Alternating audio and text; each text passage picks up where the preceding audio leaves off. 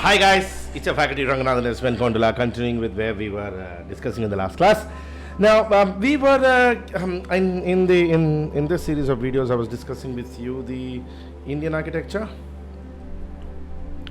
and now this is the next part of the continuation of the Indus Valley architecture that we were seeing. Okay.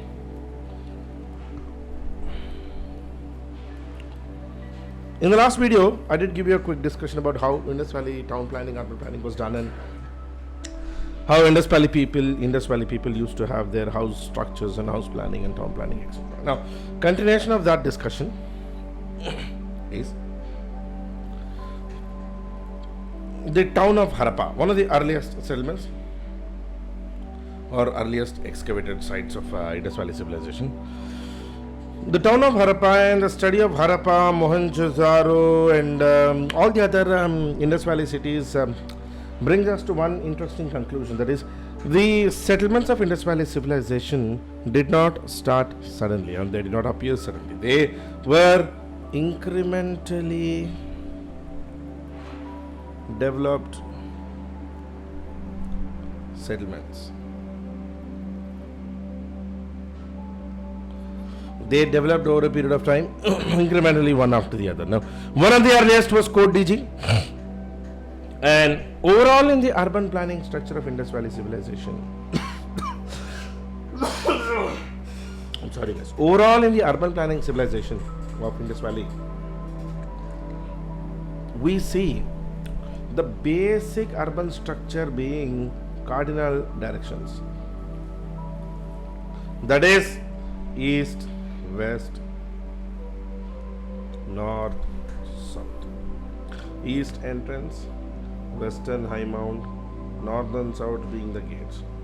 Now this structure has been very clearly defined in every city, and almost all the Indus Valley cities have walled enclosures, even internal enclosures. That is, walled settlements even inside the cities. Mohenjo-daro has a western high mount, which is one of the highest. It is higher than most of the other Indus cities put together.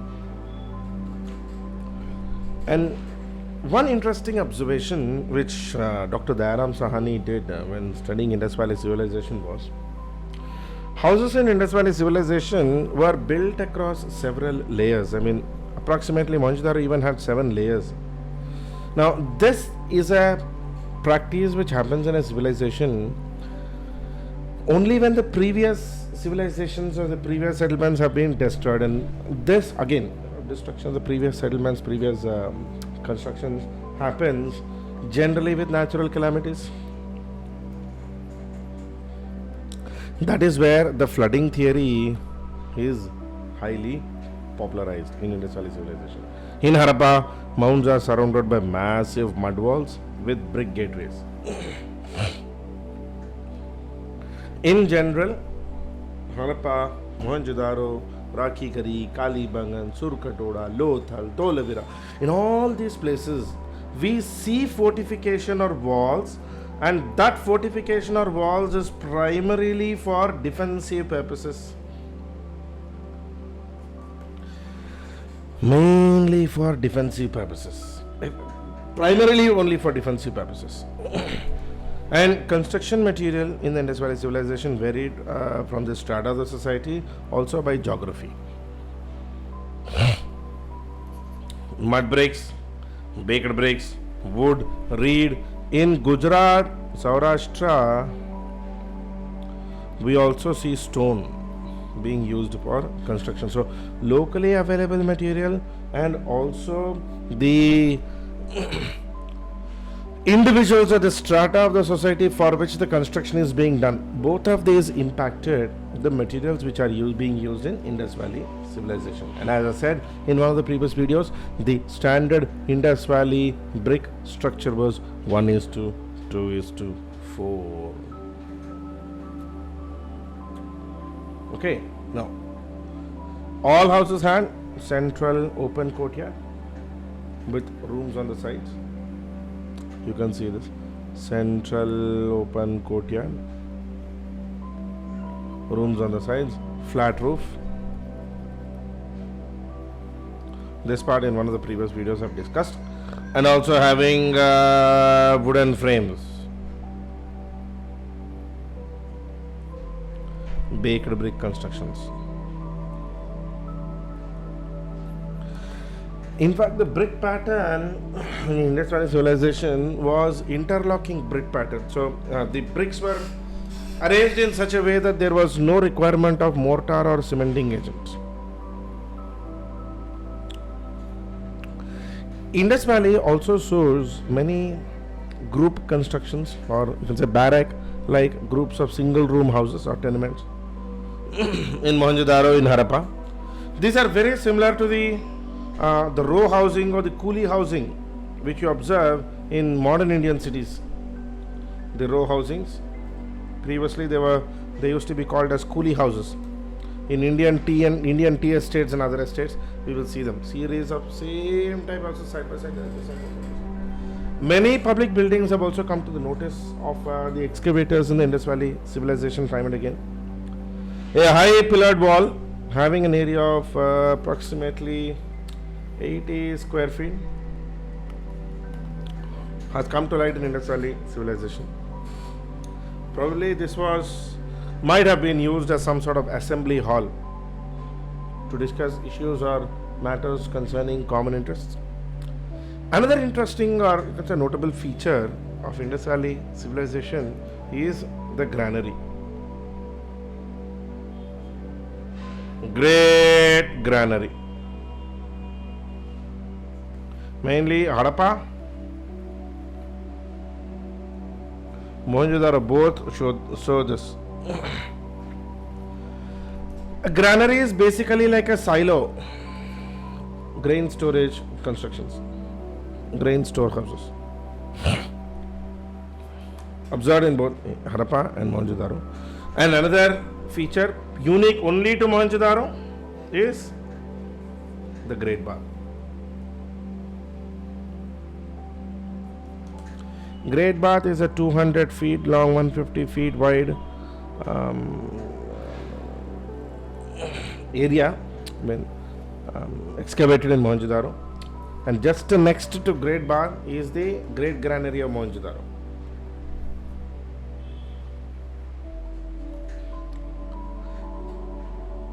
Great Bath is a stepped water tank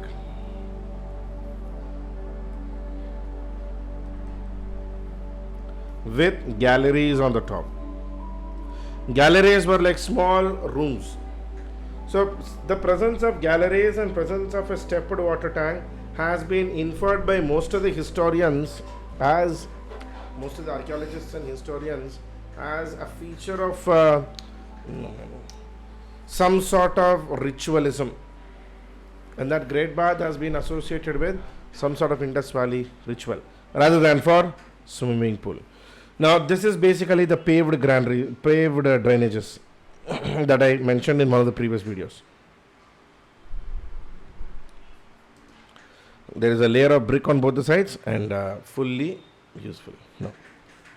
Based on architectural features and excavations, we can definitely conclude that Indus Valley civilization was from a Bronze Age civilization. Wood, stone, glass, metal were highly used.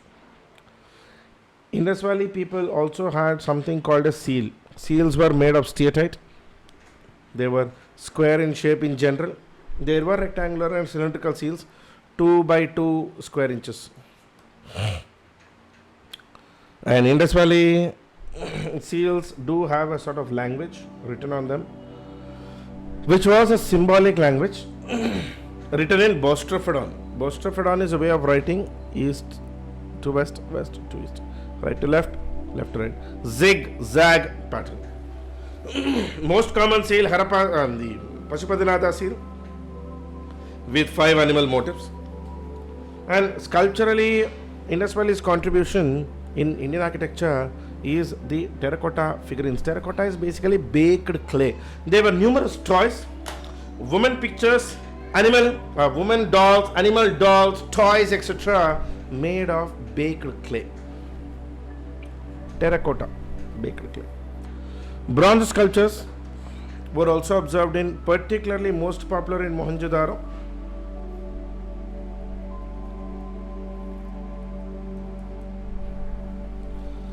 Made using lost wax technique. Dancing girl statue has also been observed at Mohenjo-daro. She is standing in the Tribhanga pose, which was later observed in the Odissi dance forms. Other few sculptures which are observed in Indus Valley civilization is a male torso made of red sandstone, a bearded priest, what should say, idol.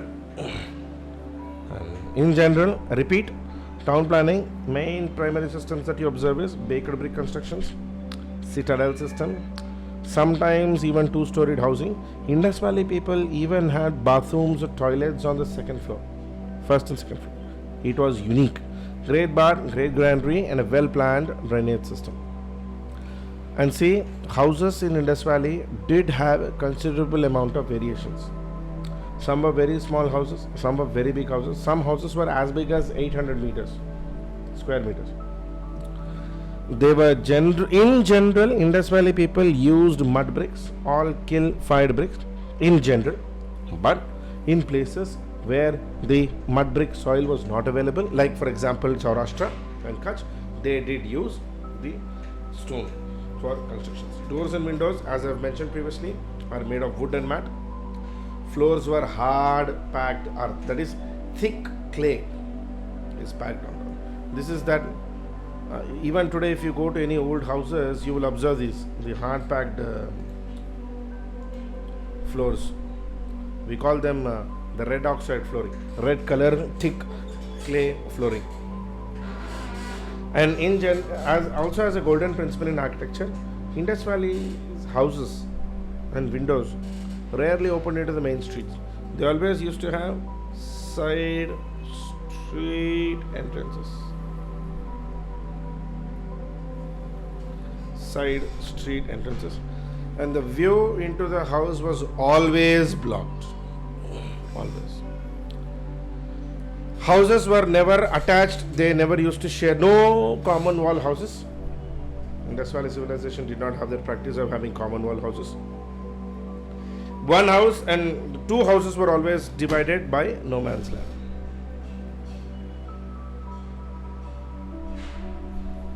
But there was gap between house and house. Some sort of empty space was given to it. All big houses had a central courtyard inside, and all the big houses also had a water well. They were common water wells. Also, there were wells into the house. Three big constructions, most popular, the Great Bar, mainly seen in Mohenjo-daro. It's a public water tank. And burnt bricks, gypsum. Burnt bricks are layered, and then gypsum, liquid gypsum is actually put as a sealant in between. They do have galleries on the top. Galleries are these small rooms, which probably might have been used for some sort of ritual. Great Bar is attached with a well or sort of a tank in order to help in drainage of the water. Whenever water is needed, add in. When the water is to be drained out, drain out. The second biggest construction, most popular, is the Great Granary, which we observe in Harappa. It's a grain storage, 2 rows of brick rooms, and itself built on a little high platform of brick. The remains of wheat and barley have been seen here. And then in Lothal, we see an artificial dockyard where it was actually a dockyard connected directly to the sea coast. Ships come into the dockyard, collect goods, take away, bring goods. So it used to happen. This was completely artificial seaport. Lothal in Gujarat. Harappa, Mohenjo-daro both are in Punjab region of Pakistan. So the width of the streets, as I said, Indus Valley had a lot of good streets. Good street planning. The width of the streets were always set in a fixed ratio. Absolutely no encroachment on the streets. So all housing was perfectly planned.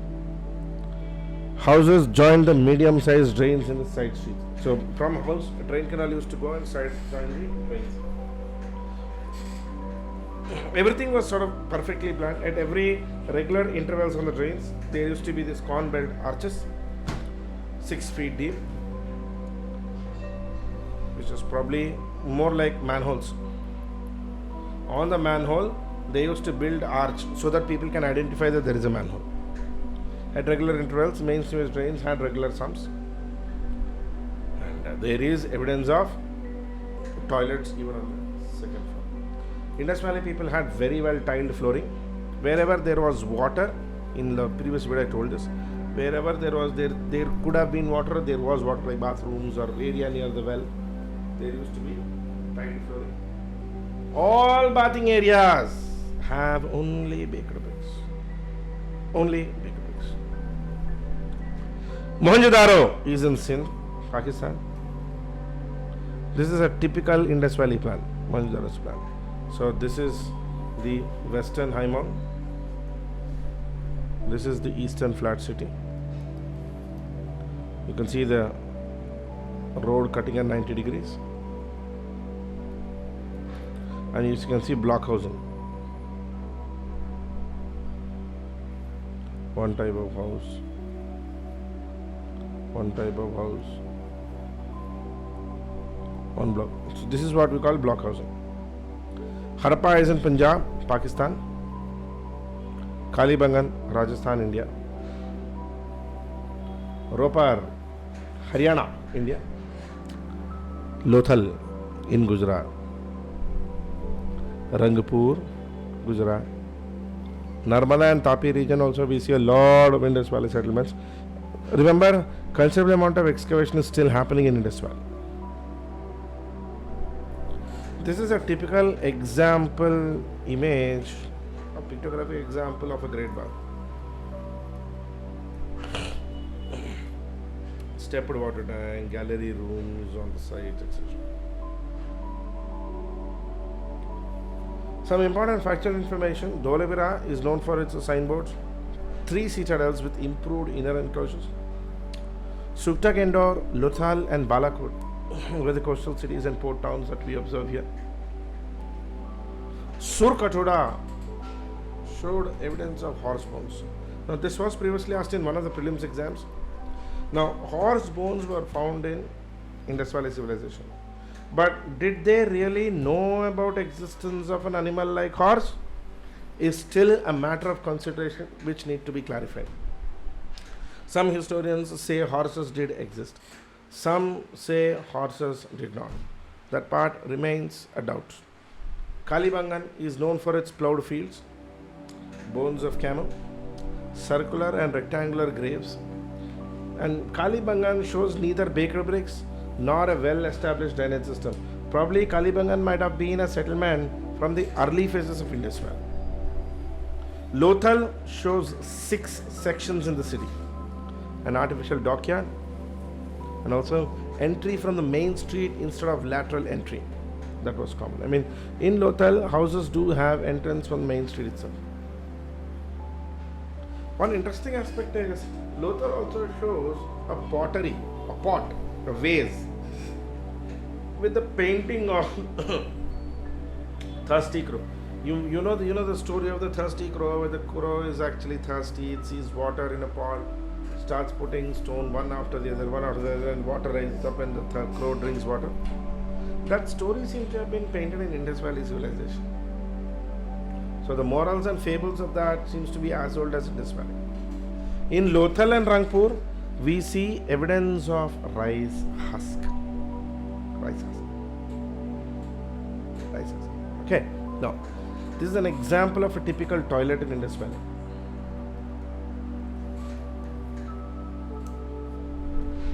With a drain channel attached. And this is a typical arched entrance representation of Dholavira.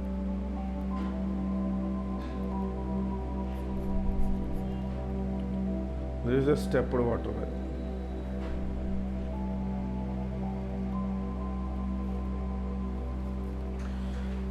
An example of a stepped water well in Dholavira found inside some houses.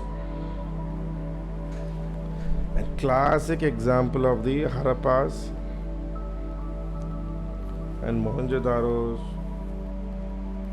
granary.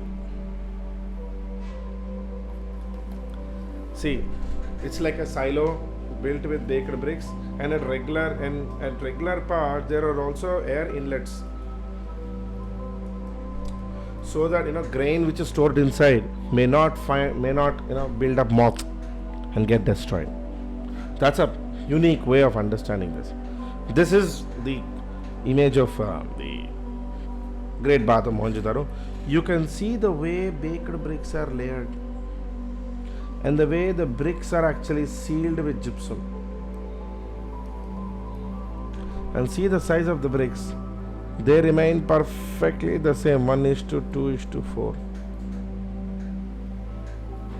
All of them were baked bricks.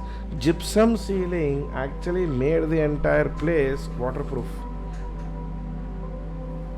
Another classic, you could say, artistic image of the town of Dholavira in Gujarat. Dholavira as a town actually consists of a lot of reservoirs and check dams. See the check dams? 1, 2, 3. Probably Dholavira did face a lot of flooding. So in order to avoid flooding and also to make use of water, they did build a lot of check dams everywhere. That way they could manage water easily, quite better. So in terms of architectural, let's say, excellence, this was possibly the best in terms of architectural excellence. Okay, now that's it in this video for today, guys. In the next video we will see the penultimate part of Indus Valley Civilization's architecture, Indus Valley seals, Indus Valley toys, Indus Valley terracotta, and also we will be seeing some of the previous year multiple choice questions which have come for UPSC, CSC and other state PCS exams from Indus Valley Civilization. This is your faculty, Ranganathan SVN Kondala, signing off. Thank you. Do subscribe to Unacademy Plus. You can use the subscription code RKIAS Live and get the best discounts and access to the best educators in India. Realize your dream. Together, let's crack it. Bye-bye.